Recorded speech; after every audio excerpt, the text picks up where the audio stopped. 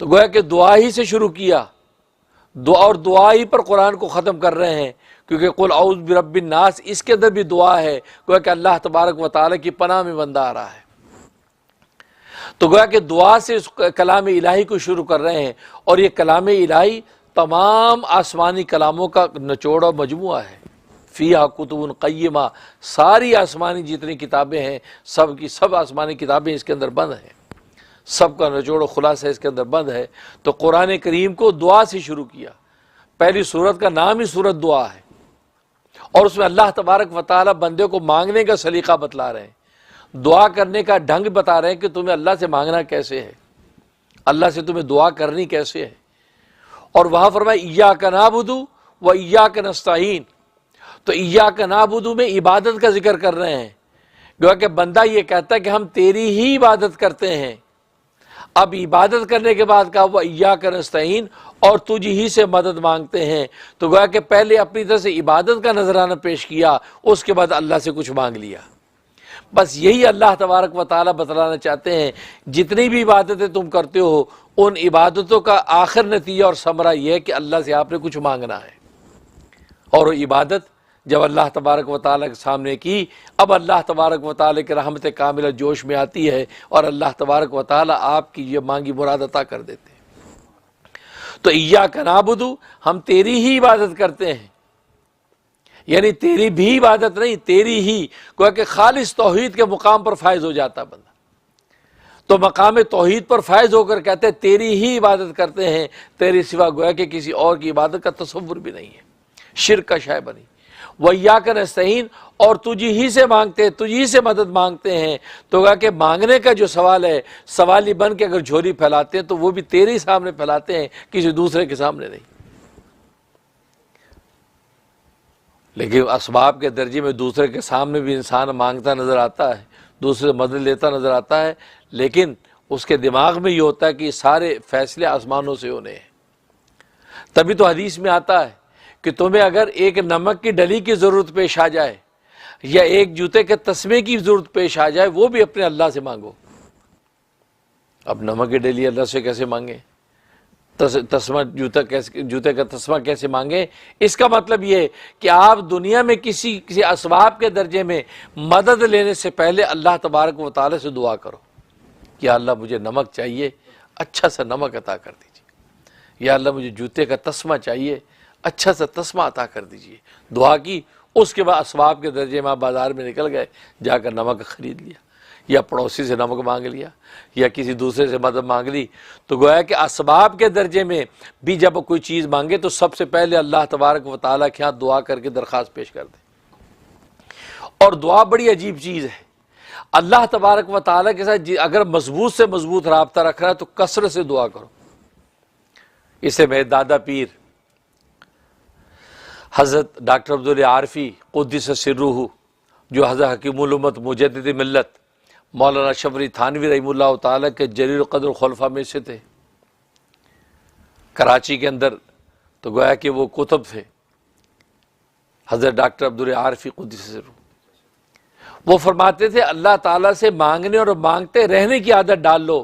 جب اللہ سے مانگنے اور مانگتے رہنے کی عادت ڈال لو گے، تمہارا رابطہ اللہ تبارک و تعالیٰ کے ساتھ قوی ہو جائے گا، اور بس اوقات نہیں بھی مانگو گے تو اللہ تبارک و تعالیٰ تمہاری ضرورت کے مطابق عطا کر دیں گے۔ یہ دعا ایسی کیونکہ دعا عبادت کا نچوڑ ہے، خلاصہ ہے۔ اس لیے خلاصہ اور نچوڑ جب آپ نے حاصل کر لیا، نتیجہ کیا ہوا؟ عبادت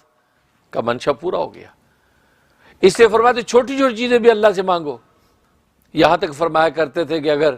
گھر میں بجلی چلی گئی تو کہو کہ یا اللہ جو ٹیکنیکل پرابلم ہو گئے جس کی وجہ سے بجلی چلی گئی، یا اللہ اس کو ٹھیک کر دے، اپنے لطف و کرم سے یا اللہ ٹیکنیکل پرابلم ٹھیک کر دے۔ پنکھا نہیں چل رہا، یا اللہ پنکھا خراب ہو گیا، کیا اس میں ٹیکنیکل پرابلم ہو گیا ہے، یا اللہ اپنے لطف و کرم سے پنکھا ٹھیک کر دے۔ دعا پہلے کرو۔ جیسے دعا کی، دعا کرنے کے بعد اب اسباب کے درجے میں آپ اس کو کرنا شروع کر دیں، اللہ تبارک و تعالیٰ درست کر دیں گے۔ چھوٹی چھوٹی یہاں تک فرماتے تھے کہ میں جب اپنے مطب سے گھر کی طرف آتا، کیونکہ آپ کا مطب جو ہے وہ کراچی میں پاپوش نگر جو ایک علاقہ ہے، وہاں پر آپ کا مطب تھا، تو وہاں سے میں جب واپس آتا تو راستے میں کبھی دیکھتا کسی کی موٹر سائیکل خراب ہے، بیچارے کھڑا ہے، وہ موٹر سائیکل اوپر نیچے کر رہا ہے، کیکیں مار رہا ہے، اسٹارٹ نہیں ہو رہی، یا کسی کی گاڑی خراب ہوئی، وہ بونٹ کھول کے وہ گاڑی جو اندر سے دیکھ رہا ہے۔ فرماتا میں گزرتا تو میں دیکھتے دعا کر، یا اللہ اس کی گاڑی خراب ہے، اس بیچارے کو اپنی منزل پہ پہنچنا ہے، یا اللہ اپنے لطف و کرم سے اس کی گاڑی ٹھیک کر دے، یا اللہ جو بھی اس گاڑی کے اندر مرض اور ڈیفیکٹ پیدا ہو گیا ہے، یا اللہ اس پہ اس کو مطلع کر دے اور اس کو درست کر دے۔ دعائیں کثرت سے، میں دعائیں دیتا ہوا جاتا۔ ظاہر ہے کہتے ہیں اگر انسان یہ سوچے کہ میری موٹر سائیکل اس طرح خراب ہو، میری گاڑی خراب ہو، تو کیا انسان کے جذبات ہوتے ہیں کہ یار کوئی ایسا بس معجزہ ہو جائے کہ گاڑی ٹھیک ہو جائے، منزل پہ پہنچو۔ تو وہی کیفیت اس بیچارے کی کس مصیبت میں مبتلا ہے، فرمایا کچھ نہیں کر سکتے تو اس کے لیے دعا کرتے ہوئے گزر جاؤ، کھڑے ہو کے اس کی مدد نہیں کر سکتے، دعا کرتے ہوئے گزر جاؤ، کیونکہ دعا اتنی بڑی طاقت ہے، اتنی بڑی طاقت ہے کہ یہ مومن کو اس کا پتہ ہی نہیں ہے۔ تبھی تو نبی کریم صلی اللہ علیہ وسلم حدیث میں فرماتے ہیں کہ الدعاء سلاح المومن، مومن کا ہتھیار دعا ہے، مومن کا ہتھیار اس کا دعا ہے۔ اس لیے حدیث میں فرمایا کہ لوگو کیا میں تمہیں ایسا کوئی عمل نہ بتا دوں کہ جس کے ذریعے تم اپنے دشمنوں کے واروں سے بچ جاؤ اور رزق کے خزانے تم پر کھل جائیں؟ فرمایا بتا دوں؟ فرمایا کہ وہ دعا ہے، فرمایا کہ وہ جو عمل ہے وہ دعا ہے، اور دعا فرمایا کہ سلاح المومن، مومن کا ہتھیار ہے۔ اب بتاؤ دنیا کے اندر انسان یہ دو چیزوں کے علاوہ چاہتا کیا ہے؟ یہ چاہتا ہے کہ دشمنوں کے واروں سے بچیں، دشمنوں کی دشمنی و عداوت سے بچ جائیں اور رزق کے خزانے کھل جائیں۔ اس کے علاوہ آدمی کیا چاہیے آدمی کو؟ انسان اگر غور کرے، انسان کی ساری زندگی کا مطمع نظر یہی ہے، رزق کے دسترخوان وسیع ہوں، اور رزق سے روٹی کا نام نہیں ہے، روٹی بھی رزق ہے، لیکن سارے انسان کی ضروریات زندگی رزق کا حصہ ہے۔ انسان کا کھانا ہے، پینا ہے، پہننا ہے، اوڑھنا ہے، رہنا ہے، سہنا ہے، اولاد ہے، بیوی بچے ہیں، پوری زندگی کی جتنی ضروریات ہیں وہ تمام کے تمام رزق میں شامل ہیں۔ ایون انسان کی کامیابی کی جو منازل ہیں وہ سب رزق کا حصہ ہیں۔ تو وسیع معنی میں ہر چیز رزق کے اندر شامل ہے، اور آدمی دنیا کے اندر چاہتا کیا ہے؟ یہ تو چاہتا ہے۔ تو فرمایا کہ رزق کے خزانے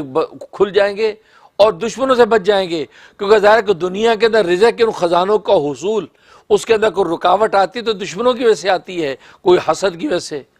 کوئی جلن کی وجہ سے، کوئی کینہ بغض کی وجہ سے اس کے اندر رکاوٹ ممانع پیدا کرتے ہیں، عوارض پیدا کرتے ہیں، تو نتیجہ یہ ہے کہ وہ دشمن سے بچاؤ، یہ دعا ہے۔ فرمایا کثرت سے دعا کرو، اور ایک حدیث فرمایا کہ الدعاء العبادہ، دعا ہی تو عبادت ہے، کہ دعا کی حقیقت کیا؟ الدعاء العبادہ، دعا ہی عبادت ہے۔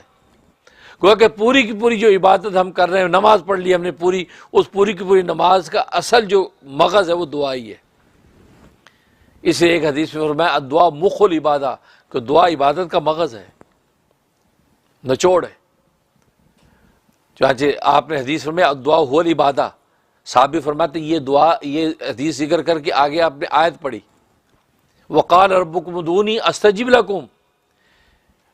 اور فرمایا تمہارے رب نے کہ مجھ سے دعا مانگو میں قبول کروں گا، مجھ سے دعائیں مانگو میں قبول کروں گا۔ اور فرمایا کہ ان الذین یستکبرون عن عبادتی سیدخلون جہنم داخرین، فرمایا کہ جو مجھ سے دعا مانگنے میں تکبر کرتے ہیں وہ اوندے منہ کل کو جہنم میں ڈالے جائیں گے۔ ان الذین یستکبرون عن عبادتی، اور عبادت سے مراد دعا مراد ہے، جو میری دعا سے، کیوں کہ الدعاء هو العبادہ نبی نے فرمایا، تو گویا کہ دعا کو خود عبادت ہی فرما دیا، تو گویا کہ یہاں عبادت سے مراد قرآن میں کیا ہے؟ دعا۔ تو فرمایا کہ جو مجھ سے دعا کرنے سے تکبر کرتے ہیں، منہ موڑتے ہیں، مجھ سے مانگتے نہیں ہیں، تو فرمایا کہ کل روز قیامت میں اوندے منہ ذلیل و خوار کر کے جہنم میں ڈالے جائیں گے۔ اب اندازہ کریں اللہ تبارک و تعالیٰ کو سے دعا نہ مانگنا اللہ کو کتنا برا لگتا ہے۔ اسے ترمذی کی حدیث ہے کہ جو شخص اللہ تبارک و تعالیٰ سے دعا نہیں کرتا، مانگتا نہیں، وَمَن يَسْأَلِ اللَّهَ، تو جو اللہ تبارک و تعالیٰ سے مانگتا نہیں، سوال نہیں کرتا، تو میں یغضب علیہ، اللہ اس پر غضبناک ہو جاتے، غصے ہو جاتے۔ اور دنیا میں جو بندے سے مانگنے والے سے انسان جو ہے چڑ جاتا ہے، یار یہ مانگتے رہتا ہے، اور اللہ میاں مانگنے والے سے خوش ہوتے ہیں۔ جتنا زیادہ مانگے گا اتنا قرب بڑھتا جائے گا، ادھر تعلق قلبی بڑھتا چلا جائے گا، اور جب اللہ تبارک و تعالیٰ کا قرب خاص اور تعلق قوی ہوتا چلا جائے گا تو یہی تو زندگی کا راز ہے،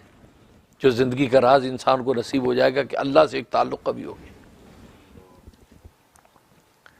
اس لیے فرمایا کہ جو اللہ سے مانگتا نہیں، اللہ کو اس پہ بڑا غصہ آتا ہے۔ دنیا کے اندر سخیوں سے مانگے، ایک دفعہ مانگا، دو دفعہ مانگا، آخر ایک وقت میں تنگ آ جاتا ہے کہ بھائی یار تیرا کام مانگنے ہی رہ گیا، جدو ویکو ہاتھ چکے ہوتا تو تیرے ٹیڈ نہیں بھرے، بس کر یار۔ بڑے سے بڑا سخی کبھی نہ کبھی کہہ دیتا ہے،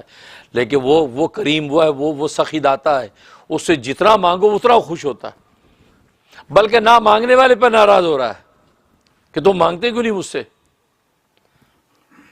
اس کا مطلب وہ جب بندہ مانگتا ہے تو اللہ تبارک و تعالیٰ کی کریمی ظاہر ہوتی ہے، اور اللہ کو یہ اچھا لگتا ہے کہ بندہ کوئی ایسا عمل کرے کہ میری ایک شان اور وصف ظاہر ہو، اللہ کی کریمی ظاہر ہوتی ہے۔ تبھی تو ایک حدیث میں فرمایا کہ اللہ تبارک و تعالیٰ بڑے کریم اور حیا والے ہیں، بڑے کریم اور حیا والے ہیں۔ جب بندہ اللہ کے سامنے ہاتھ پھیلاتا ہے تو اللہ تبارک و تعالیٰ کو اس بات سے حیا آ جاتی ہے کہ میں اس کے ہاتھوں کو خالی لوٹاؤں، اللہ اس کے مراد کو پوری کر دیتے۔ خالی ہاتھ اس کے لوٹنے نہیں دیتے، اللہ اس کی مراد پوری کر دیتے۔ تو گویا کہ دعا ایک ایسا راز ہے۔ اس لیے مشائخ نے لکھا ہے کہ جس کو عبادت کا لطف اور مزہ حاصل نہ ہو رہا ہو، عبادت کی حقیقت اس پہ کھل نہ رہی ہو، بس ایسی میں فارمیلٹی پوری کر رہے ہیں، لیکن عبادت کی جو اصل روح ہے مل نہیں رہی، فرمایا وہ کثرت سے دعائیں کرنا شروع کر دیں۔ جب بیٹھا خدا سے مانگنا شروع کر دیں، بھلے دنیا کی چیزیں مانگے کہ یا اللہ اچھی سی گاڑی دے دے، یا اللہ اچھے سے کپڑے دے دے، یا اللہ اچھا سا مکان دے دے، دنیا کی چیز اپنی ذہنی سطح کے مطابق وہی مانگتا رہے، کیونکہ بندہ تو کمزور ہے، بندہ تو انہی چیزوں کا محتاج ہے۔ وہ تو اونچے لوگوں کی باتیں ہیں جو کہتے ہیں یا اللہ بس آخرت چاہیے، بس وہ تو زہد کے اس مقام پر فائز ہوتے ہیں کہ جس کی کوئی نظیر نہیں، آخرت ہی مانگتے ہیں۔ لیکن بندہ تو کمزور ہے، عام آدمی تو زہد کے اس مقام پر فائز نہیں ہو سکتا، وہ اپنے دنیا کے اندر کھانے پینے کے وسیع دسترخوان بھی مانگتا ہے، وہ بیچارہ جو اپنی چھت اور مکان بھی مانگتا ہے، کپڑے لتے بھی مانگتا ہے، کوئی بات نہیں، وہی مانگو۔ لیکن جب اللہ سے بار بار یہ چیزیں مانگو گے تو اللہ تبارک و تعالیٰ آپ کے اندر عبادت کا ذوق پیدا کریں گے، کیونکہ عبادت کا جو اصل نچوڑ اور روح تو دعا ہے، اور دعا آپ نے کرنا شروع کر دی، دعا مانگنا شروع کر دی۔ تبھی ایک حدیث میں آتا ہے کہ جس پر اللہ تبارک و تعالیٰ دعا کا دروازہ کھول دیں، دعا کا دروازہ کھول دیں تو بڑا خوش نصیب ہے اس پہ دعا کا دروازہ کھل جائے، اور جب اس پہ دعا کا دروازہ کھل جائے تو اللہ تبارک و تعالیٰ کی رحمتیں اس کی طرف نچھاور ہو جاتی ہیں، اور وہ اللہ سے جو چیز مانگ رہا ہے تو اللہ تبارک و تعالیٰ کو اپنی دعاؤں مانگنے میں سب سے زیادہ محبوب اگر کوئی چیز ہے، فرمایا کہ وہ بندے کی عافیت ہے، بندہ اپنی عافیت مانگے۔ فرمایا کہ جس پہ دعا کا یہ دروازہ کھل جائے تو فرمایا کہ وہ اللہ سے کیا مانگے؟ عافیت مانگے۔ اللہم عافنا واعف عنا، یا اللہ ہمیں بھی عافیت عطا فرما اور ہمیں معاف فرما، عافیت مانگے۔ کہ جو وظائف ہیں، وہ وظائف جو میں ٹی وی پہ بتاتا ہوں کسی کے پوچھنے پہ عمومی ہوتے ہیں، وہ پوچھنے والا تو ایک ذریعہ بنتا ہے، لیکن وہ عمومی ہوتا ہے کہ آپ کے اگر اسی طرح کے حالات ہوں تو آپ بالکل جو ہے اس پہ عمل کر سکتے، اس پہ کوئی مذاقہ نہیں ہے، اس کی عام اجازت ہوتی ہے۔ باقی پوچھنے والے کا ذریعہ بنتا ہے، لیکن یہ کہ خصوصیت نہیں ہوتی کہ وہی کرے کہ دوسرا کوئی نہ کر سکے، یا یہ کہ آپ نے ماں سنا کسی اور شخص کو کوئی تکلیف ہوئی، آپ نے میرا وہ وظیفہ سنا ہوا ہے، اس کی بھی میں نے اجازت دے رکھی کہ آپ آگے بتا سکتے ہیں کہ ہاں بھی مفتی صاحب ہمیں یہ وظیفہ بتایا تھا، یہ آپ یہ عمل کر لیں۔ تو یہ تو ایک صدقہ جاریہ ہے، اس کی میں نے عام اجازت دے رکھی ہے تاکہ میرے لیے اللہ کے ہاں جو اجر و ثواب کا ذخیرہ جمع ہو، باقی جو ہے وہ 2 وقت کی روٹی اللہ نے انتظام کر رکھا۔ تو ایک سوال یہاں کر لوں گا آپ سے کہ آج کل جو یہ اہم دن گزر رہے ہیں حج سے پہلے، ان دنوں میں ہمیں کیا کیا کرنا چاہیے؟ اچھا ماشاء، یہ اچھا سوال کیا۔ ہاں واقعی یہ دن بہت اہم ہے، یکم ذی الحجہ سے لے کے جو ہے وہ پہلی جو 10 راتیں بڑی اہم ہیں، یہاں تک یہ حدیث میں آتا ہے کہ یہ جو 10 دن ہیں ذی الحجہ کے، یہ 10 دن رمضان کے آخری 10 دنوں سے افضل ہے، آخری 10 دنوں سے افضل ہے، لہٰذا ان دنوں کے اندر کیا ہوا عمل اللہ کو اتنا محبوب ہوتا ہے کہ اتنا محبوب کسی اور دن میں کیا ہوا محبوب نہیں ہوتا، لہٰذا یہ دن اتنے صبح صادق سے لے کے غروب آفتاب تک یہ دن کہلاتا ہے۔ اس دن کے اندر جو بھی ذکر و اذکار، جو بھی اعمال اشکال کریں گے وہ اتنے قیمتی ہیں کہ پورے سال کے اندر ایسا کوئی دن نہیں ہے جس میں یہ عمل اتنا قیمتی ہو، لہٰذا یہ افضل۔ اور فرمایا حدیث میں آتا ہے کہ رمضان کی آخری جو 10 راتیں ہیں وہ یہ اس ذی الحجہ کی 10 راتوں سے افضل ہے، کیونکہ اس میں طاق رات لیلۃ القدر اس سے افضل ہے، لیکن ان راتوں کی اتنی بڑی قیمت ہے، فرمایا کہ اس ایک رات کی عبادت اللہ تبارک و تعالیٰ کے یہاں لیلۃ القدر کے برابر لکھی جاتی۔ یہ جو راتیں گزر رہی ہیں 10 راتیں، تو اس رات میں عبادت کے لیے آپ کھڑے ہو جائیں گے، عشاء کے بعد جو 2 رکعت نفل پڑھ لیں گے، 1 سپارہ پڑھ لیں گے، تو یہ آپ کو لیلۃ القدر سے بھی زیادہ اجر، لیلۃ القدر کے برابر اجر دیا جائے گا۔ تو گویا کہ 10 راتوں میں آپ نے عبادت کر لی تو گویا کہ 10 لیلۃ القدر کا اجر و ثواب آپ کو عطا ہوگا۔ اور ایک لیلۃ القدر کا ثواب آپ جانتے ہیں کہ جناب وہ کتنی بڑی 84 سال کی عبادت سے افضل، اور آپ کو 10 راتوں کو آپ کاؤنٹ کر لیں کتنی بڑی عبادت، اس لیے بڑی اہم ہے۔ لہذا اس میں جو ہے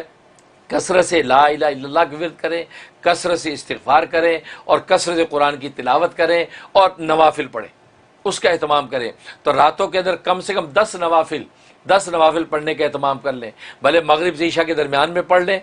بھلے جو ہے رات سونے سے پہلے 10 نفل پڑھ کے اللہ سے خیر مانگ لیں، اور اسی دن کے اندر جو ہے قرآن کریم کی تلاوت کم سے کم 1 پارہ تلاوت روزانہ کر لیں،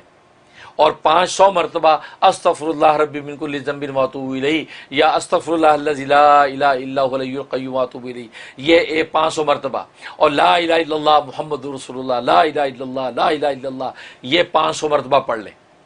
اسی طریقے سبحان اللہ والحمد للہ ولا الہ الا اللہ واللہ اکبر ولا حول ولا قوت الا باللہ العلی العظیم 500 دفعہ پڑھ لیں،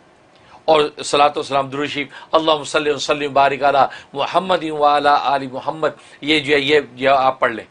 500 دفعہ۔ جو میں درود بتاتا ہوں وہ والا پڑھ لیں، اللہم صلی وسلم بارک علی سیدنا محمد النبی الامی وآلہ وصحبہ الف الف مرتین، یہ بھی پڑھ سکتے ہیں، اور یہ درود شریف بھی پڑھ سکتے ہیں، اللہم صلی وسلم وبارک علی محمد وعلی آل محمد کما صلیت وسلمت وبارکت علی ابراہیم وعلی آل ابراہیم انک حمید مجید، یہ درود ابراہیمی کو مرج کر دیا ہے، یہ درود ابراہیمی آپ پڑھ لیں، تو 500 مرتبہ یہ پڑھ لیں، تو انشاءاللہ آپ دیکھیں ان کی پوری حقیقی برکات و ثمرات آپ کو نصیب ہوں گی۔ باقی قربانیاں تو ہے یہ عظیم عمل، وہ ان 3 دنوں کے اندر آپ عمل کریں، جو ہے وہ 10، 11 اور 12 ان کے اندر کریں، اور سب سے بڑا اس کے اندر ایک نوٹ کر لیں کہ عرفہ کا روزہ، آپ کو پتہ ہے کہ یہ جو ہے یہ جو دن گزر رہے ہیں یہ یکم ذی الحجہ سے ایک روزہ اگر رکھیں 1 سال کے برابر اجر و ثواب ہے، اور حدیث میں فرمایا کہ جب 9 کا روزہ رکھیں گے یعنی عرفہ کے دن کا روزہ رکھیں گے، وہ روزہ جو ہے وہ 1 سال کے برابر بھی ہے، اور مزے کی بات نبی فرماتے ہیں کہ مجھے امید ہے اللہ تعالیٰ سے کہ یہ 1 سال پہلے اور 1 سال آئندہ کے گناہوں کا کفارہ بھی ہے، یعنی گناہ معاف کروا دے گا۔ تو 9 کا جو روزہ آ رہا ہے یعنی یوم عرفہ کا روزہ اس کو بولتے ہیں، اور عرفہ کا روزے کا مطلب یہ ہے کہ جب میدان عرفات کے اندر حاجی پہنچیں گے، وہ جو دن ہے اس دن کا روزہ، اور وہ اس 2021 کے اندر جو ہے وہ منڈے کا دن بن رہا ہے، کیونکہ ٹیوزڈے کو جو عید الاضحیٰ ہے، لہذا جو ہے وہ منڈے کا دن بن رہا ہے، تو منڈے کو جو ہے آپ جو ہے وہ عرفہ کا روزہ رکھیں۔ باقی آپ کی دنیا میں لوکل کیلنڈر کچھ بھی ہو، میں نے رات بھی اس مسئلے کو کلیئر کیا ہے، منڈے کا روزہ آپ رکھیں گے تو یوم عرفہ کے روزے کا اجر اور آپ کو فضیلت ملے گی، لہٰذا پیر کا روزہ رکھیں، ٹھیک ہے، پیر کا روزہ رکھیں۔ اگر آپ کے ملکوں کے حساب سے، جیسے پاکستان میں اس دفعہ جو ہے وینسڈے کو عید ہے، تو وہاں ٹیوزڈے جو ہے وہ 9 ذی الحجہ بن رہی ہے، اور وہ کلیئر میں نے رات ایک شعبے میں کر دیا ہے کہ 9 ذی الحجہ مراد نہیں، یوم عرفہ منڈے کا ہے، لہذا پاکستان، انڈیا، بنگلہ دیش والے بھی جو ہے ان کو بھی چاہیے کہ وہ منڈے کا ہی روزہ یوم عرفہ کا رکھیں گے تو ان کو یوم عرفہ کے روزے کی فضیلت ملے گی، کیونکہ ٹیوزڈے کا رکھیں گے تو عرفات کے اندر تو حاجی ہے ہی نہیں، جبکہ حاجی کی مماثلت کی وجہ سے تو اس کی فضیلت تھی، وہ مماثلت نہیں رہی تو پھر آپ روزہ رکھ رہے ہیں۔ لیکن پھر بھی آپ رکھنا چاہتے ہیں تو میں نے یہ کہا تھا کہ آپ منڈے کا لازمی رکھیں یوم عرفہ کی فضیلت لینے کے لیے، لیکن ساتھ ٹیوزڈے کا بھی شامل کر لیں، آپ کے لوکل کے حساب سے 9 ذی الحجہ بن رہی ہے، آپ وہ بھی رکھ لیں، کیونکہ بہت سے اسکالر وہ بھی کہتے ہیں کہ 9 ذی الحجہ مراد ہے، لیکن میں نے تو یہ بات کہی کہ میری ناقص تحقیق یہی ہے کہ چونکہ یوم عرفہ کے ساتھ اس کی فضیلت ہے، تاریخ کے ساتھ اس کا تعین نہیں ہے۔ اگر تاریخ کے ساتھ تعین ہوتا تو نبی پاک صلی اللہ علیہ وسلم جو ہے حج کی فرضیت سے پہلے بھی 9 ذی الحجہ کی فضیلت والا روزہ رکھتے یا اس کی فضیلت بیان کرتے، لیکن جب حج کا تصور آیا، نزول ہوا، اس کے بعد آپ نے یوم عرفہ کی بات کی، فضیلت کی بات کی، تو معلوم ہے کہ یوم عرفہ کے ساتھ مماثلت کی بنیاد پر اس روزے کی فضیلت ہے، لہٰذا وہ آپ رکھیں۔ اور اس کے علاوہ جو ہے باقی قربانیاں. اب آگے ایک اور تکبیرات تشریق کا مسئلہ سمجھ لیں کہ 9 ذی الحجہ جو ہوگا، 9 ذی الحجہ کی فجر سے لے کے 13 ذی الحجہ کی عصر تک ہر فرض نماز کا سلام پھیرنے کے بعد ایک مرتبہ بلند آواز سے تکبیرات تشریق کہنا واجب. مردوں کے لیے بلند آواز سے ہے، عورتوں کے لیے آہستہ آواز سے کہنا واجب. اللہ اکبر لا الہ الا اللہ واللہ اکبر اللہ اکبر وللہ الحمد، ایک مرتبہ بلند آواز سے، پھر باقی جو کہنا ہوا پھر باقی 2 مرتبہ کہنا جو ہے یہ سنت ہے. لہذا عام نمازوں میں جب ہوں تو یہ مرد جو ہے بلند آواز سے 1 مرتبہ کہیں، 3 مرتبہ بلند آواز سے کہنا سنت. اور عورتیں جو ہے یہ آہستہ آواز سے کہیں گی، 1 مرتبہ کہنا واجب، 2 مرتبہ مزید کہنا یہ سنت. تو یہ اور انفرادی نماز ہو، اجتماعی نماز ہو، اکیلے پڑھ رہے ہو، ہر حال میں جو ہے یہ حکم ہے. اس میں کوتاہی کرتے ہیں لوگ، اکیلے پڑھ رہے ہیں تو یہ تکبیرات تشریق نہیں کہتے، عورتیں گھروں میں پڑھ رہی ہیں تو نہیں کہتی. نہیں، ایسا نہیں. وہ سلام پھیرتے ہی آہستہ آواز سے اپنی تکبیر تشریق 1 مرتبہ کہنا واجب اور آگے 3 مرتبہ کہنا جو ہے وہ سنت ہے. اس کا اہتمام کریں. اور یہ گویا کہ یوم عرفہ جو منڈے کا ہے اس کی فجر کے بعد سے شروع ہوگی یہ تکبیرات تشریق، اور یہ 13 ذی الحجہ کی عصر تک رہے گا، اور عصر کے بعد پھر یہ حکم جو ساقط ہو جائے گا. یہ اس کا اہتمام کریں، یہ بہت اہمیت کی حامل ہیں. باقی اللہ تبارک و تعالیٰ یہ حجاج کرام جو حج کے لیے پہنچیں گے ان کے حج کو اللہ قبول فرمائے. اور اس سال کا حج جو ہے بڑا جو ہے افسوسناک، اندوناک ہے. دل دکھا ہوئے امت مسلمہ کا کہ حرمین شریف کے اندر وہ رونقیں جو ہر سال حج میں ہوتی تھیں، یہ کورونا وائرس کا مرض اور دیگر جو بھی وجوہات ہیں اس وجہ سے اس سال حج اوپن نہیں ہے. جس انداز سے ہو رہا ہے دکھے دلوں کے ساتھ ہی ہم ان مناظر کو دیکھیں گے. لیکن یہ کہ آپ اپنے مقام پہ بیٹھ کے خدا کو یاد کرتے رہیں. آپ کہیں بھی بیٹھ کے پکاریں گے خدا آپ کی سنے گا اور آپ تک انشاءاللہ پہنچے گا. بہت خوب، بہت زبردست، بہت clarification. Thank you so very much.